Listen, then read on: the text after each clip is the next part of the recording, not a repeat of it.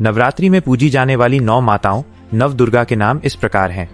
1 माँ शैलपुत्री, 2 माँ ब्रह्मचारिणी, 3 माँ चंद्रघंटा, 4 माँ कुष्मांडा, 5 माँ स्कंदमाता, 6 माँ कात्यायनी, 7 माँ कालरात्रि, 8 माँ महागौरी, 9 माँ सिद्धिदात्री।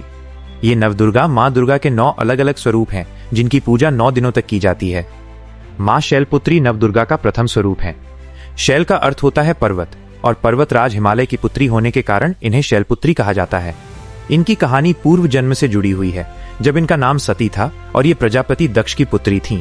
प्रजापति दक्ष ने एक विशाल यज्ञ का आयोजन किया जिसमें उन्होंने सभी देवी देवताओं को आमंत्रित किया, लेकिन जानबूझकर अपनी पुत्री सती और दामाद भगवान शिव को निमंत्रण नहीं भेजा।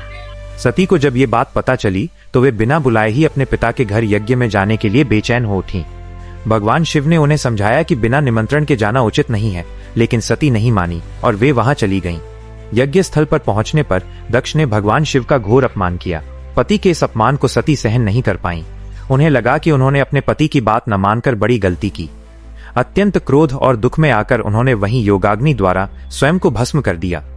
जब भगवान शिव को यह दुखद समाचार मिला तो वे अत्यंत क्रुद्ध हुए।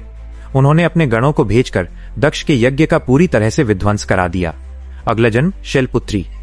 अगले जन्म में देवी सती ने पर्वतराज हिमालय के घर उनकी पुत्री के रूप में जन्म लिया। पर्वत की पुत्री होने के कारण ही उनका नाम शैलपुत्री पड़ा। शैलपुत्री ने एक बार फिर भगवान शिव को पति रूप में पाने के लिए कठोर तपस्या की। उनकी घोर तपस्या से प्रसन्न होकर भगवान शिव ने उन्हें आशीर्वाद दिया और इस जन्म में भी उनसे विवाह किया। इसलिए मां शैलपुत्री उस शक्ति का प्रतीक है जो दृढ़ संकल्प, तपस्या और पतिव्रत धर्म के साथ साथ प्रकृति, पर्वत की स्थिरता और दृढ़ता को दर्शाती है।